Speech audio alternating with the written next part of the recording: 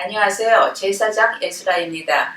여러분의 한 가지를 말씀드리겠습니다. 제가 성경 책명 약자명을 에스라를 스로 표기를 했습니다.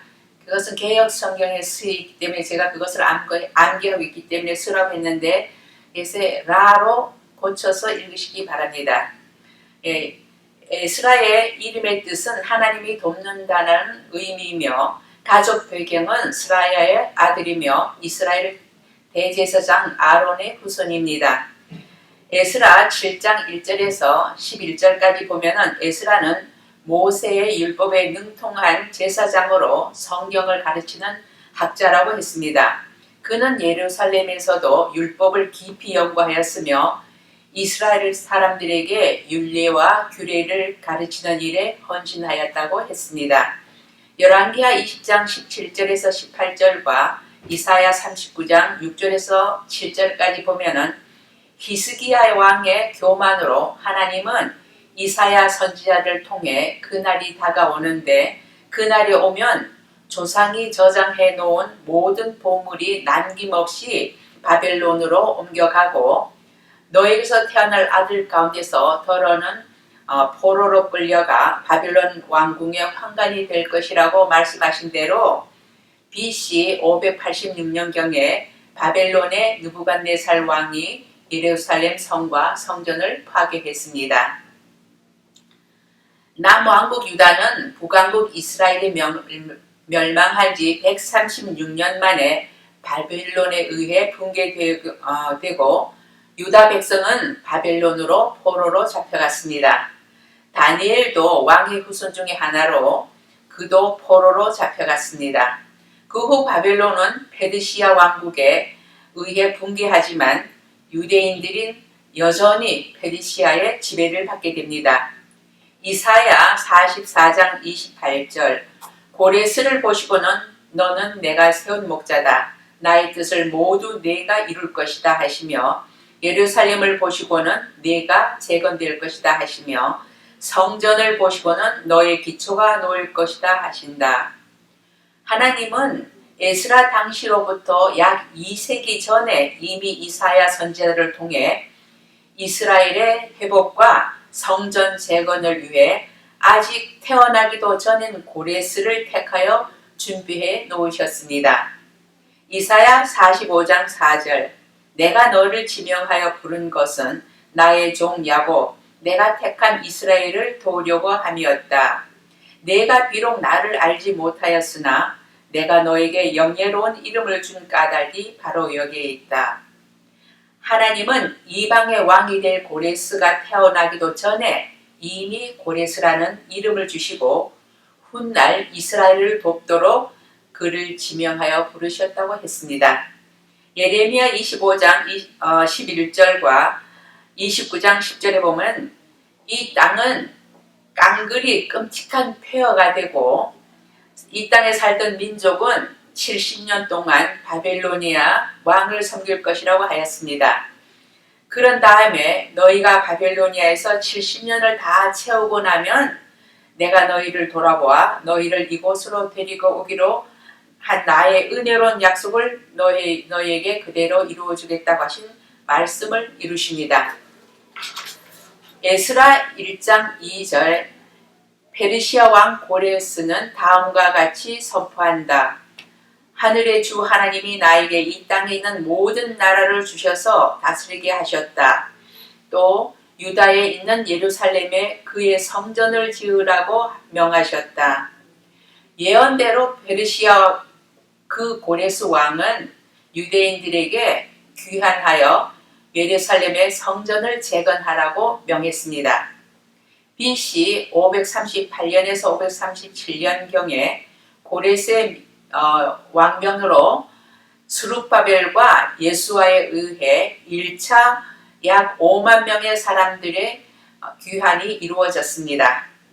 고레스는 주님의 성전 재건을 위해 바벨론 왕 느부갓네살이 가지고 간 주님의 성전에 속했던 모든 보물을 다 내주고 또한 그 나라 백성들이 준 귀한 보물들을 가지고 귀환하도록 했습니다.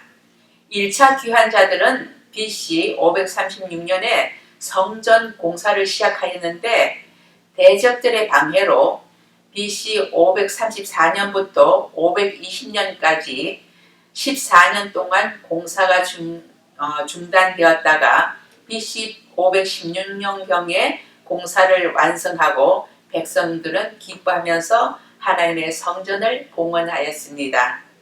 성전 재건은 예배할 장소를 마련하는 것 이상으로 큰 의미가 있습니다. 그것은 하나님의 주권을 인정하는 징표입니다. 무너진 성전을 재건한다는 것은 곧 신앙의 회복을 말하는 것이며 다시금 하나님의 임재를 회복하며 하나님의 영광을 체험하게 되는 것입니다. 그리고 BC 458년경 아닥사스다 1세 때 에스라에 의해 2차 귀환이 이루어졌습니다. 에스라 7장 12절에서 26절에 보면은 아닥사스다 왕은 예루살렘 백성들이 하나님의 율법의 가르침을 따라 잘 순종하고 있는지 여부를 알아보기 위해 하나님의 율법에 통달한 에스라에게 칙령을 내렸습니다. 에스라 7장 6절 바로 그 에스라가 바벨로니아에서 돌아왔다. 그는 주 이스라엘의 하나님이 주신 모세의 율법에 능통한 학자이다. 주 하나님이 그를 잘 보살피셨으므로 왕은 에스라가 요청하는 것은 무엇이나 다 주었다. 아닥사스다 왕은 에스라를 예루살렘으로 보내면서 예루살렘 성전 건축을 위해 왕과 백성이 내놓은 모든 것을 가지고 가도록 했습니다. 에스라는 수룹바벨이 귀환한 지 약 80년 후인 BC 458년경 남자의 수만 약 2,000명, 그러니까 여자와 어린아이를 합치면 약 5,000명으로 추산되는 무리를 이끌고 기도하면서 예루살렘까지 무사히 인도했습니다. 에스라 7장 이전과 7장 이후 그 사이에는 약 58년이란 공백 기간이 있습니다.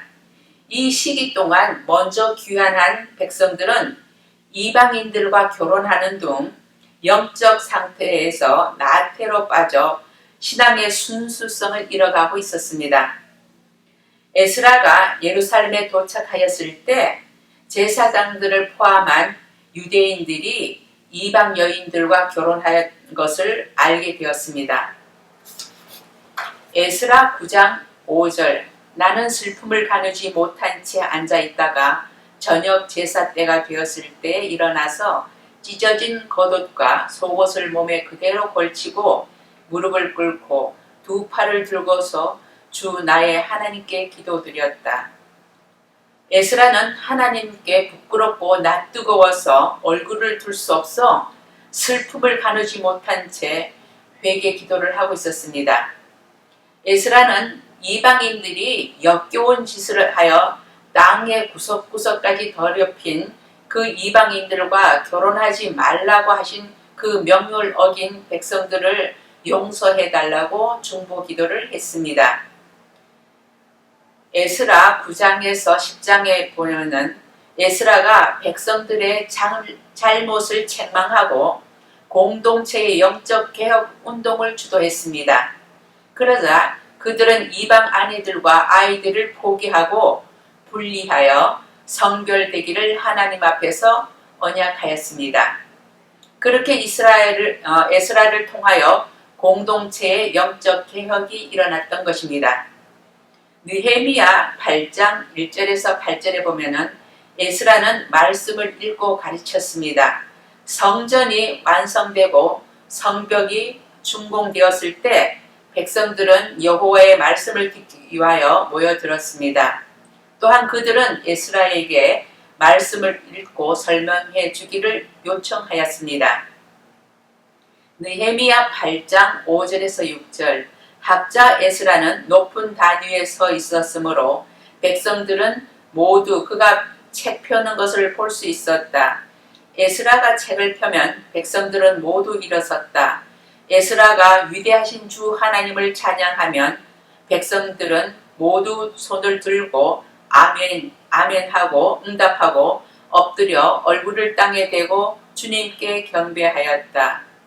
귀환한 백성들이 이방인과 결혼으로 상실되었던 신앙의 순수성 회복이 에스라의 영적 개혁으로 이루어졌습니다. 구약시대의 성전은 하나님의 임재가 있는 곳이며 하나님의 영광으로 충만한 곳입니다. 성전을 재건한다는 것은 하나님의 임재를 회복하고 하나님의 영광을 체험하는 것입니다. 그렇게 하나님의 영광과 하나님의 임재가 충만한 곳에는 하나님 백성의 영적, 도덕적, 사회적 삶의 갱신과 개혁이 따르는 것입니다.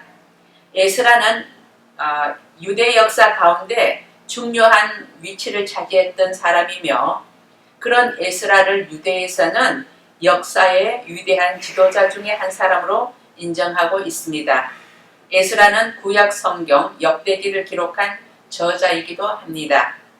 지금까지 제사장이며 학자인 에스라에 대해서 했습니다. 은혜로운 묵상 되시기 바랍니다. 감사합니다.